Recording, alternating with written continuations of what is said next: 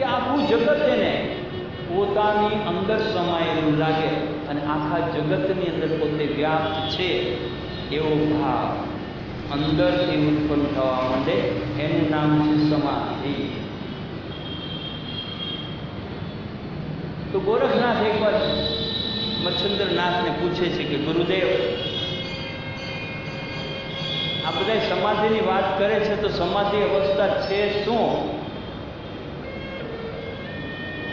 કે સમાધિ અવસ્થા છે જે હોવા છતાંય નથી અને નથી છતાંય છે, એનું નામ સમાધિ.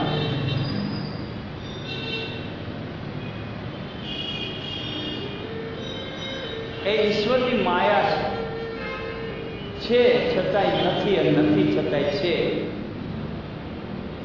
તો કે ખબર કેમ પડે? કે તારે જાણવું છે કે હા, તો કે હું સમાધિમાં બેસું. તારું કામ એટલું જ કે મારી સમાધિમાં હું બેઠો છું, એ ગુફામાંથી તારે ક્યારેય બહાર જવાનું નથી. તો કે મંજૂર છે, ધ્યાન રાખજે ગુફાની બહાર જતો નહીં, ગમે તે પરિસ્થિતિ થઈ જાય તોય. કે ન જાઓ ગુરુદેવ. તો બરોબર છે. અને મચ્છન્દ્રનાથ સમાધિમાં બેસી. એક દિવસ ગયો, 2 દિવસ ગયો, અઠવાડિયું ગયું, 15 દી ગયા, મહિનો ગયા, 2 મહિના ગયા, 6 મહિના ગયા. ગુરુદેવ સમાધિમાંથી જાગૃત થયા નથી. 1 વર્ષ વીતી ગયું, ગુરુદેવ સમાધિમાંથી જાગૃત થયા નથી. ગોરખનાથ વિચાર કરે કે આમાં કંઈ કહેતા હતા એવું તો કંઈ થતું નથી, અને આ સમાધિમાં વયા ગયા તો આપણને ખબર કેમ પડે ક્યારે જાગશે? તો એક માણસ દોડતો દોડતો આવ્યો ગુફાની અંદર. તેને ગુફાની બહાર જ રોકી લીધો, અંદર આવવા જોયો. કે ઊભો રહે ને, હું ત્યાં આવું છું. પૂછ્યું, ભાઈ શું છે તારે? કે તમારા ગુરુદેવ 1 વર્ષથી દેખાતા નથી ગયા. તો કે ભલે ન દેખાતા હોય તો શું કામ? એ કે તમારા ગુરુ છે ને કામરૂ દેશ વયા ગયા. કે કેમ? કે ત્યાંની રાણી સાથે લગ્ન કરી લીધા છે. ગોરખનાથ કે આ ડોબો અહીં પડ્યો છે ને ત્યાં લગ્ન ક્યાંથી કર્યું? એ કે કાંઈ વાંધો નહીં, ભલે લગ્ન કરી કાંઈ.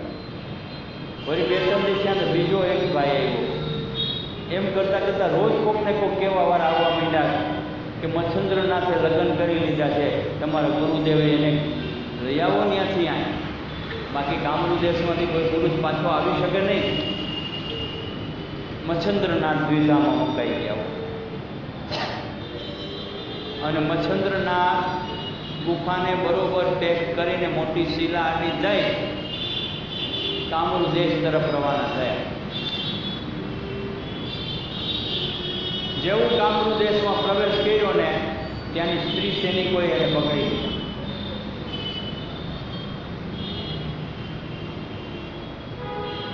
અને ગોરખનાથને લઈ જાય છે ત્યાંની રાણી પાસે. અને રાણીની પાસે લઈ ગયા ને ત્યારે મચ્છન્દ્રનાથને ત્યાં હયાત જોયા.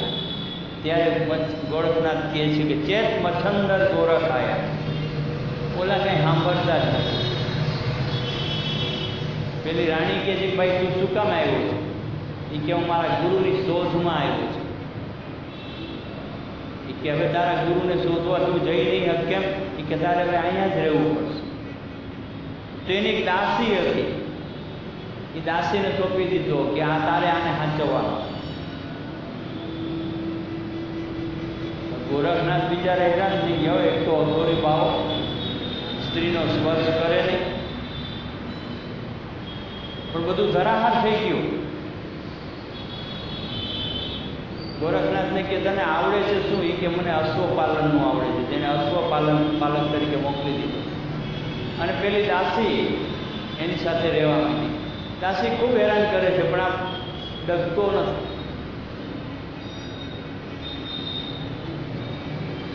પછી રાણી એને બોલાવે કે જ્યાં મારા કપડાં ધોઈ આવો, આ કરી આવો, તે કરી આવો, ઘણા બધા ઘરના કામો કરાવે ગોરખનાથ પાસે. અને એ બાને મચ્છન્દ્રનાથની મુલાકાત થઈને દર વખતે એમ કે ચેત મચ્છન્દર ગોરખ આવ્યા. તો ઓલું કંઈ બોલે જ નહીં. હવે એમાં રાણીને સંતાન થઈ ગયું, 4-5-7 વર્ષનો છોકરો થઈ ગયો. તો એક દી છોકરાએ જીદ કરી ગોરખનાથ સાથે જવાની, કારણ કે ગોરખનાથનો બહુ વ્યવહાર કે મારે ગોરખનાથ સાથે નદીએ જવું છે, અશ્વપાલક સાથે મારે નદીએ જવું છે. ગોરખનાથ કે ભાઈ હું એકલો નદીએ જાઉં છું, બરોબર છે, તારું કામ નથી. કે નહીં, તું અહીંયા મારે આવવું જ છે. રાણીને કહે છે રહેવા દો, અને મારી સાથે મોકલોમાં નહીં કે નહીં, તારે લઈ જવાનું, મારા હુકમનું પાલન કરવાનું. અને નદીએ કપડાં ધોતા હતા, છોકરો નદીમાં નાતા નાતા નદીમાં તણાઈ ગયો, ડૂબી મરી ગયો. એની લાશ લઈને આવે છે ગોરખનાથ, અને રાણી એકદમ ખફા થાય છે કે તને અત્યારે ને અત્યારે મૃત્યુદંડ, એ કે મને તમારો મૃત્યુદંડ મંજૂર છે, પણ આ છોકરો જીવતો થઈ જાય તો, એ કે જીવતો થઈ જાય તો તું માગી આપ. એ કે બરોબર ધ્યાન રાખજો, હું માગું એ મને આપવાનું છે. એ કે હા. તો કે મારા ગુરુના આદેશથી હું આ બાળકને સજીવન કરીશ. અને ત્યારે કહે છે કે ચેત મચ્છંદર ગોરખ આયા. અને ત્યારે મચ્છંદરનાથ અંદરથી બોલે છે, બહાર નથી બોલતા, અંદરથી બોલે આદેશ. અને જેવો આદેશ શબ્દ અંદરથી ઉત્પન્ન થયો અને ગોરખનાથમાં ચેતન તત્વ આવી ગયો. તરત પાણીની અંજળી ભરીને છાંટી અને બાળક જીવિત થઈ ગયું. રાણી તો રાજીના રેડ થઈ ગયો, કૂદવા માંડી, નાચવા માંડી. એ કે રાણી સાહેબ તમને ખબર છે ને આપણો નિયમ શું હતો? હું માગું એ આપણે કે માગી લે, તારે શું જોઈએ? તારે મુક્તિ જોઈ છે ને અહીંથી જવાની? એ કે એટલું જ પર્યાપ્ત નથી, બીજું પણ જોઈ છે.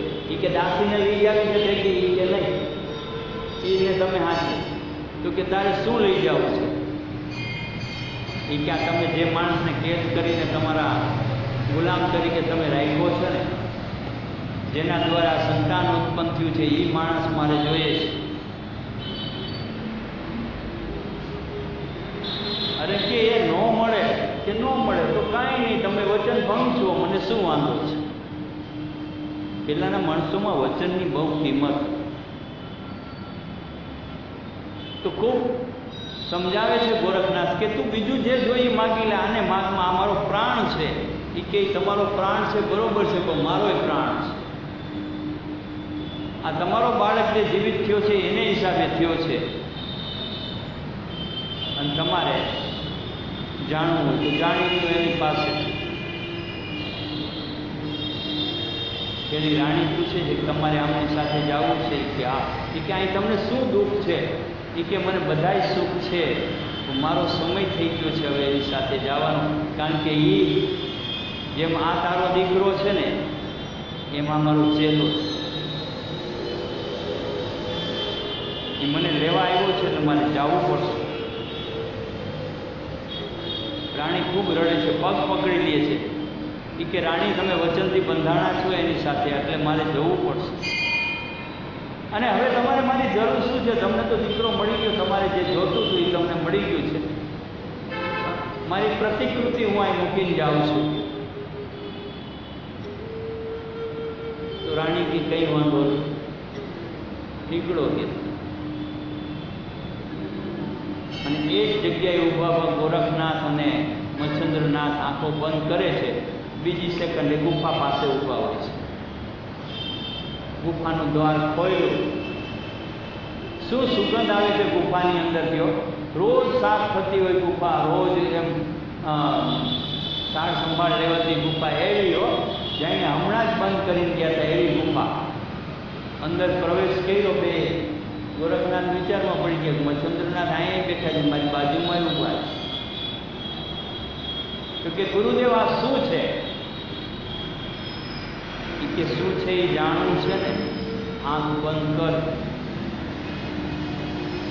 આંખ બંધ કરી અને પછી આદેશ એમ જ્યારે ગુરુદેવ બોલ્યા, આંખ ખોલી તો બાજુમાં ઊભો તો એ અલોપ હતો. સામે જે સમાધિમાં હતા એ સમાધિમાંથી ગુરુદેવ બહાર નીકળે છે. કે ગુરુદેવ તમે અહીંયા સમાધિમાં હતા, ક્યાંય હતા તો એ હતું શું? એ કે માયા, તારો ભ્રમ. કે જે છે છતાંય નથી અને નથી છતાંય છે. હું ક્યાંય ગયો જ નહોતો, હું તો અહીં સમાધિમાં, પણ તને ભ્રમ થયો હતો અને તુંય ક્યાંય ગયો નહોતો, તુંય અહીંયા હતો, તુંય કામરૂ દેશ ગયો નથી, પણ તને ભ્રમ થયો કે તું કામરૂ દેશ ગયો ત્યાંથી મને લઈ આવ્યો. હું ત્યાં નથી ગયો, તુંય ત્યાં નથી ગયો, તોય કોઈ તને કહેવા નહોતું આવ્યું, તું કોઈને કહેવા નહોતો ગયો.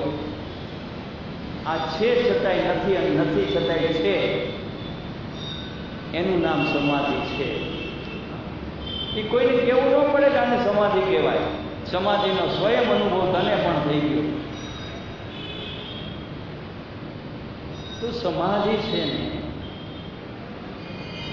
એ કોઈને દેખાડવાની વસ્તુ નથી. પરમ તત્વો સાથે જોડાઈ જાય છે અને અગમ નિગમની યાત્રા કરીને પાછા હેમ આવી જાય છે. એનું નામ છે સમાધિ. પરંતુ જ્યાં સુધી પાપ કર્મ અને પુણ્ય કર્મ, પાપ કર્મ અને પુણ્ય કર્મની અંદર લપેટાતા રહેશું ત્યાં સુધી પુનરપી મરણમ પુનરપી જન્મ, વારંવાર જન્મ લેશું, વારંવાર મરશું. આ અવસ્થાઓ એમને પ્રાપ્ત કર્યા કરશું. પણ જો તમે તમારા શ્વાસ સાથે જોડાઈ જશો, 1 જન્મ, 2 જન્મ, 3 જન્મ, 4 જન્મ, 5 જન્મ, 10 જન્મ, 20 જન્મ, 50 જન્મ, 100 જન્મ, અને એમ કરતા કરતા 1000 જન્મ સુધી